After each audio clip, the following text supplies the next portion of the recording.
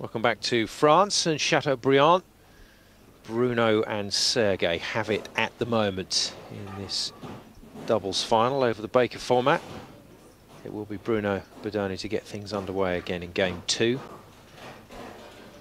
And both teams will be looking for a serious improvement on the scores they got in the first. Bruno's team 180, and that was still 27 pins better than the 153 of Michael Haugan Jr and Willy Gerraud, but a decent enough start there from Bruno. Simon, I didn't want to interrupt you, but guess where Bruno put that ball? It's traditional, traditional hit for these conditions. Yeah, I think we'll have to start calling it the French side rather than the Brooklyn side. Bruno's been there all day long. Yeah. Willy, the opener. The French-USA combo. And rings the 10 pin. He's hit the pocket. It's not a bad looking shot, actually. Very unfortunate. Just to leave solid pocket hit. Now comes the plastic and nips out that 10. I think he's got the message now from Michael Haugan Jr. He doesn't want to see any more open frames, and if he doesn't get the strike, make sure he gets the spare. Well, Simon, yeah, that's quite right. As I mentioned earlier, yeah, if you're not striking, you've really got to help your opponent out by just leaving a single pin and then sparing it.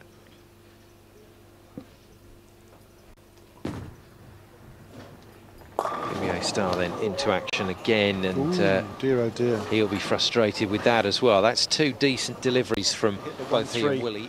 Went through to the 5 and just didn't deflect onto the 9.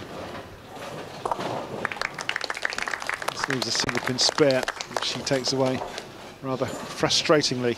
2 spares in a row for Mike Haugan.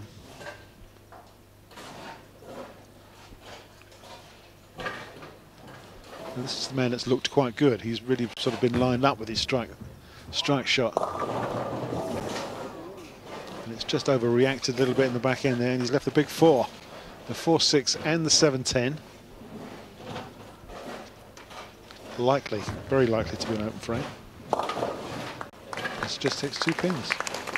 Yes, classic commentator's curse territory there, I'm afraid, from Cass. Been nasty splits. They haven't managed to break the pins up simply because they're not making the pocket properly. If you make the pocket, you're going to break some pins up and possibly leave 1, possibly 2. If you're not making the pocket properly, you could leave a combination of anything. And Bruno has gone into Brooklyn for about the 100th time this week and has made another strike. So he's very pleased. Well, he holds a number of French records for junior bowling at international level, does Bruno. Is that for strikes in the Brooklyn? I was going to say he'll be setting a senior record at this rate. Absolutely. He'll be looking to make a DVD out of this match. And he's not the only man finding his way across that side. Both he and Michael Haugan Jr. finding success across at the 1-2 pocket. In play, if you like, before it gets to the back end and breaks up. There's not the amount of oil there, so the ball is actually breaking. That's what it is early, and how to overcome it. I hope the viewers are starting to see how this picture's developing. That's a really good effort from Sergey to get across to clear up. This game's got quite close again, but for the players that are trying to keep it slightly tighter and down towards the middle, when it does hook up on them, they're going across to the Brooklyn side. Players like Willy Gerraud and Sergey Andreev, who've had a bit of a dabble taking it out wide and then trying to bring it back up the hill, just haven't been able to get through the oil. No, that's right. I'd like to see one of them really be bold and move way left with their feet and try and belly the ball around the middle and bring it back coast to coast, just to see if there's any reaction there. There we go, Brooklyn again. That's the 1-2. But what you were saying about the way that Walter Ray bowls, for instance, you feel that he'd probably move quite a long way right and then try and angle it into the pocket. Absolutely, yeah. What we call point it from the corner of the lane by the foul line, and just almost straight at the 1-3 pocket. And as it comes off the oil in the back end, it will just turn over 2 or 3 revolutions and turn up to the pocket. And you're certainly going to be close to the pocket. And if you're close to the pocket, you can either carry 10 or 9. And in fact, Bruno was very fortunate to take the 5 pin there because he didn't miss out on the left-hand side. Yeah, bowling on conditions like this is a learning process and very frustrating as well. Right through the head pin. Split after split after split for these guys. List 4 and look to hook it too much across boards. It's a long learning process. And I'm sure at 18, Woody's got lots more years to learn. Unfortunately, another open frame for him. That's 2 he's had in this game. If you pick a bowler like Mika Koivunieemi, you can imagine Mika trying to just take out some of the lane itself by actually lofting the ball down there. He would do, yeah. He'd loft probably the first 6 to 8 feet. Great looking shot from Mike Haugan. Strike. That's better from the American.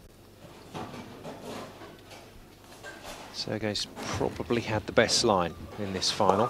Just skidded away off that one. You saw him lose his footing, and that one didn't make it back at all to the pocket. Yeah, both struggling around 70 or 80. But the advantage carried over from the first game. Oh, beautiful. There we go. Some exhibition stuff. That's a great spare. Quite the conventional way of getting it, but he's got the ball to bounce between the 1 and the 6. And it's carried them all out. How about that?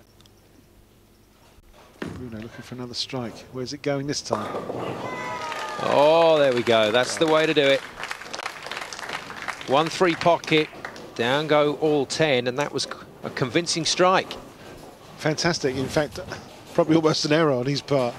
But yeah, great looking shot. At last he's got in the 1-3 pocket and got 10. Got to keep that bowling 5 frames. fixed. And the important point you made, Simon, it's repeatability. You've done it once, now remember how to do it and do it next time, and then again next time. And that's how you string the strikes. It really hasn't happened in this game, and this is the young man that it really hasn't happened for in a big way. He too has left the experience so far for him. Well, he tried to give it a go, but unfortunately couldn't get a message of a fly across. And I think he'll be want to be going back to his home centre soon. Must be really, really frustrating for him, especially after winning his way here. I mean, this is a prize that quite a few people would like to take part in, but Willy's not having a day, I'm afraid to remember. Oh, Michael Haugan striking the 1-3 pocket. Excellent. Must have been watching Bruno. But he's had a torrid time in this second game. Dear me. Looking classy after that one. Yeah, much straighter shot. Didn't look for too much hook. Let it just roll up on the lane, play with the all, and just turn up in the dry back end. You see him, Bruno, with a little nod of mutual appreciation. Now, Sergey's gone quiet on us. Was bowling pretty well in this final, but he's had a torrid time in this second game. Dear me, and oh, that was just bizarre. Trying to point it. Yeah, but not from the corner. Came off his hand all wrong. Nothing on that one at all. But how fortunate, he's left a single pin, which is spareable, and that's what all you need to do.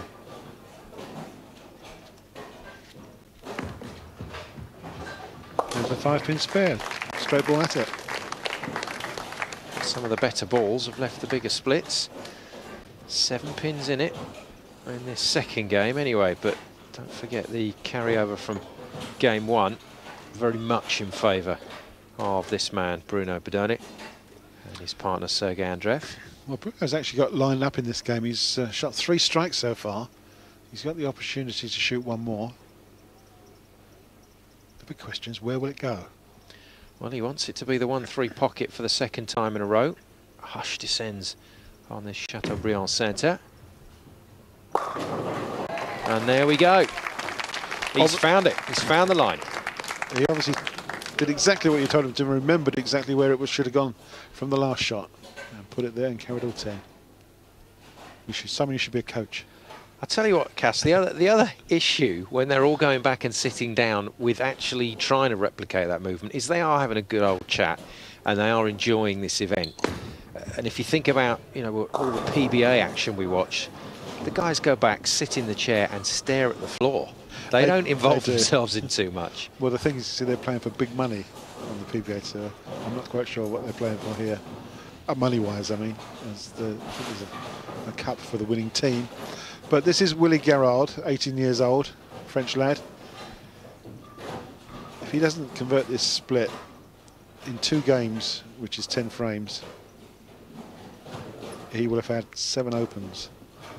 Oh dear. So, yeah, that's a tough one to take. Yeah, it's really not been his day. I'm sure he's a lot better bowler than this.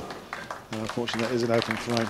There we go. Is there any money in coaching, Gus? Oh, there certainly is, yeah. Right, that's it. Oh, yeah. I mean, absolutely, yeah. Friends of mine are coaching all over the world. In fact, hot off the press, Tim Mack is now coaching in Hong Kong with our old friend, never nervous Purvis Granger. We know them all. that'll be an interesting combination. He'll be coaching the Hong Kong team in the up-and-coming Men's World Championships, August 2010, in Munich in Germany. Nice work. Michael Haugan Jr. now showing what he's made of. Put it down as a learning curve, I'm sure, and move on. Mike Haugan here, chance to make 2 strikes in a row. And zip through the 150 barrier, as he does. Down on one knee. It's quite exciting in the 10th frame. To win the game and take the overall aggregate score as well. So they will win the Bowling Promotion Cup 2010. Mike's finish off like a true pro. 3 strikes in a row. Nicely done, but they haven't managed to get enough pressure to try and get it back on the line that he wants. He's ended up in the Brooklyn pocket, and he's ended up with yet another Brooklyn strike. Hard and straight, that's what I like to see. Look at this, no hook whatsoever. Right in the 1-2 pocket, carries the 8-10. From a coaching point of view, he certainly wouldn't be coaching people to bowl like that. But hey, if it works in this condition, it works. Not this time, though. Yeah, tried an alternative there, tried to just change his line for the last shot. Made an attempt to get in the 1-3 pocket, didn't work. Well, it's been something new, this Bowling Promotion Cup, to our TV screens here on Eurosport, and I'm sure it will go from strength to strength. Congratulations to Bruno Bidone for putting on a decent tournament and bringing in some decent players as well. Wasn't Michael Haugan Jr.'s day.